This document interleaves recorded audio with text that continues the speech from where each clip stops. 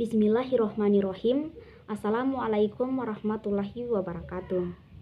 Perkenalkan, nama saya Cinta Ayu Wandira dengan NIM 216501189, angkatan 021. Pada kesempatan kali ini, saya akan mereview video dengan judul Manajemen Lingkup Proyek. Adapun manajemen lingkup proyek yaitu satu, lingkup mengacu pada semua pekerjaan yang terlibat dalam menciptakan produk-produk dari proyek dan proses yang digunakan untuk menciptakannya. Kemudian, hasil atau deliverable adalah produk yang dihasilkan sebagai bagian dari suatu proyek seperti perangkat keras atau perangkat lunak, dokumen perencanaan atau manajemen lingkup proyek mencakup proses-proses yang terlibat dalam mendefinisikan dan mengendalikan apapun itu. Kemudian perencanaan lingkup dan rencana manajemen lingkup. Adapun rencana manajemen lingkup merupakan dokumen yang mencakup deskripsi tentang bagaimana tim akan menyiapkan pernyataan lingkup proyek, membuat WBS, memverifikasi selesainya hasil proyek dan mengendalikan.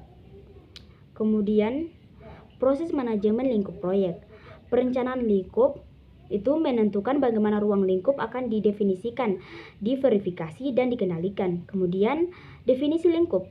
Definisi lingkup itu meninjau carta proyek dan pernyataan lingkup awal dan menambahkan informasi lebih lanjut sebagai pernyataan dikembangkan dan perubahan permintaan disetujui. Kemudian pengendalian lingkup yaitu mengendalikan perubahan lingkup proyek. Kemudian definisi lingkup dan pernyataan lingkup proyek. Pernyataan lingkup awal, carta proyek, aset, proses, organisasi, dan permintaan perubahan yang disetujui menyediakan dasar membuat pernyataan lingkup proyek. Seiring waktu, ruang lingkup sebuah proyek harus menjadi lebih jelas dan lebih spesifik. Kemudian membuat work breakdown, struktur, atau WBS. WBS merupakan pengelompokan pekerjaan proyek yang berorientasi pada hasil yang menetapkan lingkup total proyek. Kemudian, WBS adalah dokumen dasar yang memberikan landasan bagi perencanaan dan pengolahan jadwal proyek, biaya, sumber daya, dan perubahan. Dekomposisi merupakan pembagian hasil proyek menjadi bagian-bagian lebih kecil. Kemudian kita masuk pada verifikasi, di mana dalam verifikasi ini sangat sulit untuk membuat pernyataan lingkup dan WBS yang baik bagi suatu proyek. Bahkan lebih sulit lagi untuk memverifikasi lingkup proyek dan meminimalkan perubahan lingkup. Banyak proyek TI yang sengsara karena scope creep dan verifikasi lingkup yang buruk. Untuk pengendalian lingkup, pengendalian lingkup melibatkan pengendalian perubahan terhadap lingkup proyek.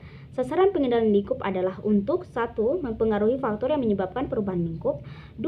Memastikan bahwa perubahan diproses berdasarkan prosedur yang dikembangkan dan sebagai bagian dari pengendalian perubahan ketika terjadi.